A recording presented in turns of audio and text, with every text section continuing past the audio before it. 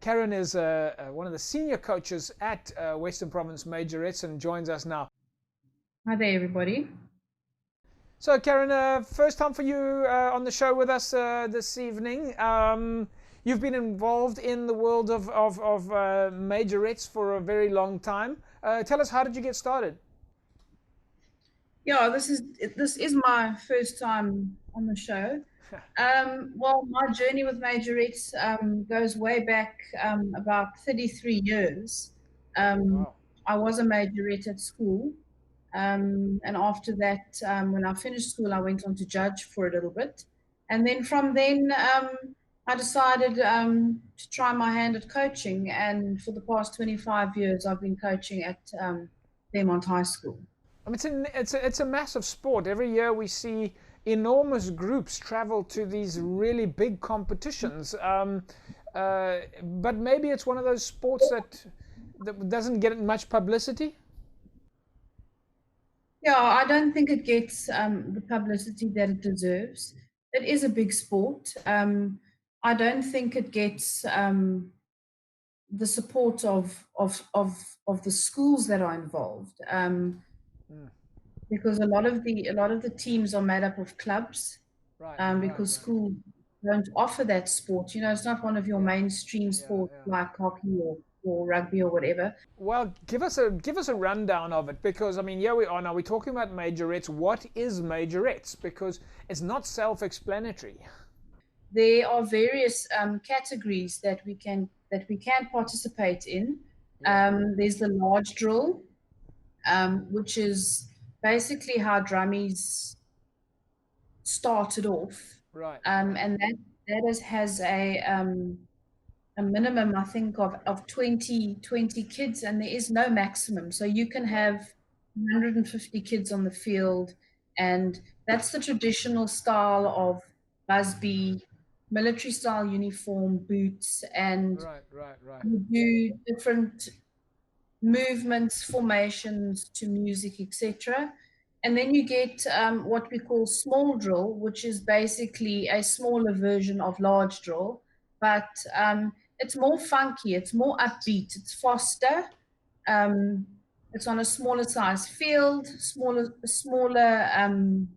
amount of children. The minimum is 9 and your maximum is 35. Right.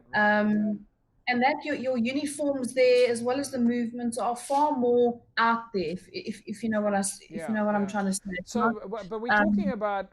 I mean, you mentioned numbers here of 20 to 100 odd kids. Just give us a breakdown. What is the youngest drummie? How at what age group do they start generally?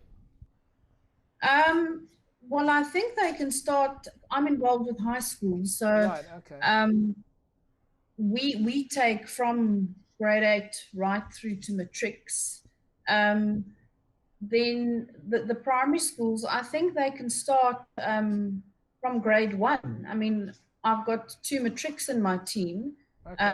The one this year is her 12th year of drummy, so she's basically done drummy since she started school. You also have your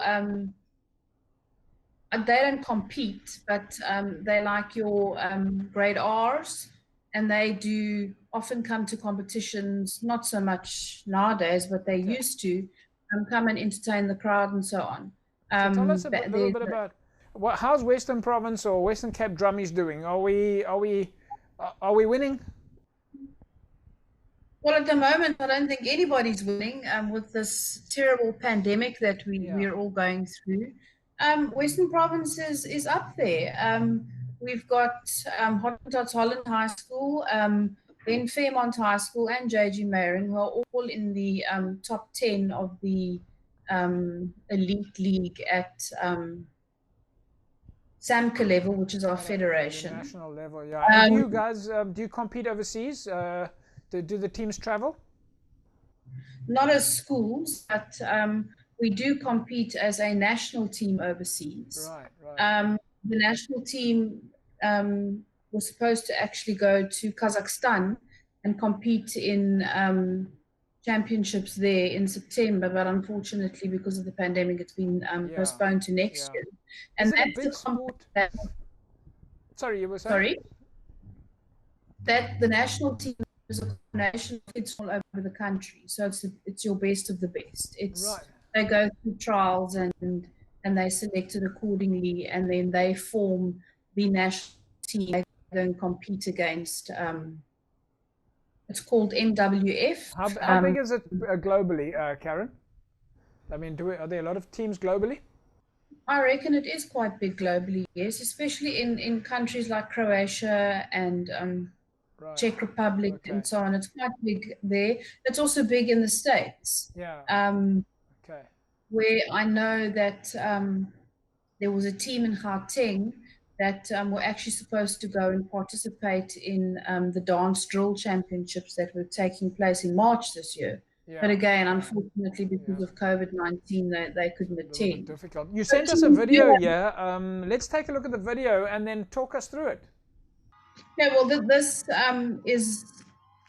was taken at our first small drill competition, which took place at Hottentots High School in February early this year. This is what we call the march on, or the pre-display.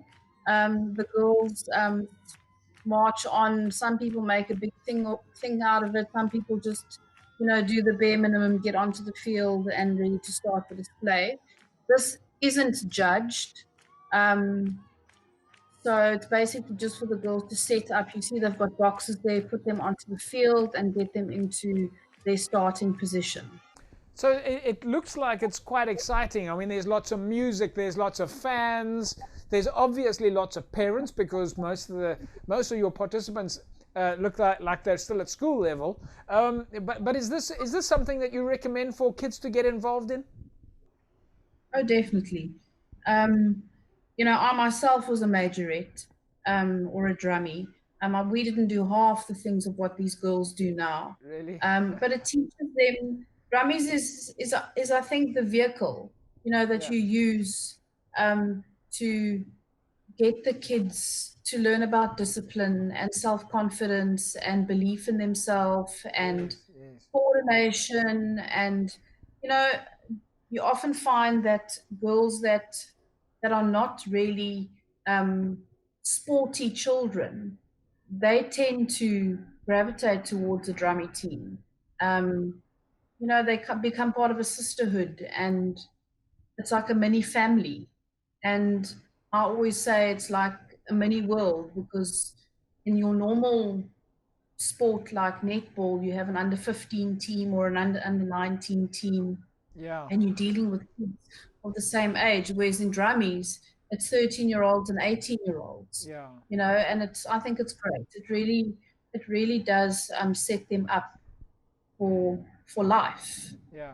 I would highly recommend drummies for young ladies. Well, it certainly looks very exciting. We've seen all these photographs. Everybody's dressed up. They've got all their uniform on.